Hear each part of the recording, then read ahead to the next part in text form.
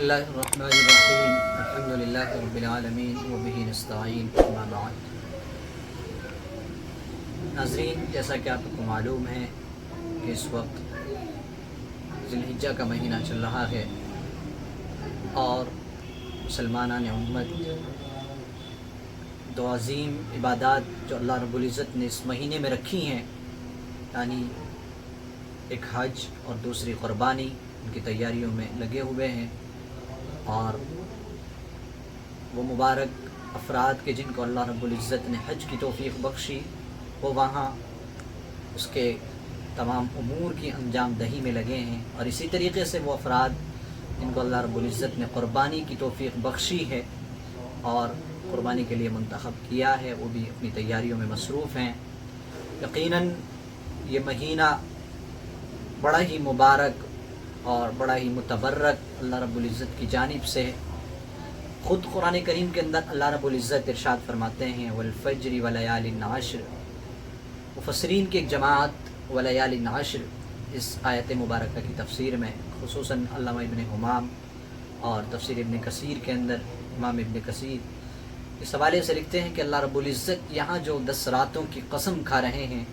ان 10 راستوں سے مراد یہاں ذی الحجہ کی 10 راتیں ہیں، جو ابتدائی مہینے کی 10 راتیں ہیں۔ اور خود حدیث مبارکہ کے اندر اللہ کے نبی علیہ الصلاۃ والتسلیم کا ارشاد عالی ہے کہ یہ جو ذی الحجہ کے شروع کے 10 دن ہیں، اللہ رب العزت 10 دن ہیں اور 10 راتیں ہیں، اللہ رب العزت کو ان میں عبادت بڑی ہی محبوب اور بڑی ہی مقبول ہے۔ ترمذی شریف کی روایت ہے، اللہ کے نبی علیہ الصلاۃ والتسلیم کا ارشاد عالی ہے کہ ان ایام کے اندر عبادت پورے سال کی عبادت کے برابر ہے، اور بعض جگہ یہاں تک بھی آیا ہے کہ لیلۃ القدر کی عبادت کی طرح ہے ذی الحجہ کی 10 راتوں کی عبادت۔ اور اسی کے ساتھ ساتھ اس میں یوم عرفہ کا دن یعنی 9 ذی الحجہ کا، اس میں روزے کی فضیلت حدیث مبارکہ کی جانب سے ہمیں دیکھنے کو ملتی ہے۔ اللہ کے نبی علیہ الصلاۃ والتسلیم کا ارشاد عالی ہے، یہ بھی ترمذی شریف کی روایت ہے، اللہ کے نبی علیہ الصلاۃ والتسلیم ارشاد فرماتے ہیں کہ جو شخص 9 ذی الحجہ کا روزہ رکھتا ہے، مجھے امید ہے کہ اللہ رب العزت اس کے 1 سال کے آنے والے گناہ معاف کر دیں گے اور 1 سال کے اس کے پچھلے گناہ معاف کر دیے جائیں گے۔ یقیناً بڑی فضیلت اور بڑی برکت اور سعادت والا مہینہ ہے، اس لیے ہم سب کو ضرورت ہے کہ 9 ذی الحجہ کا روزہ رکھیں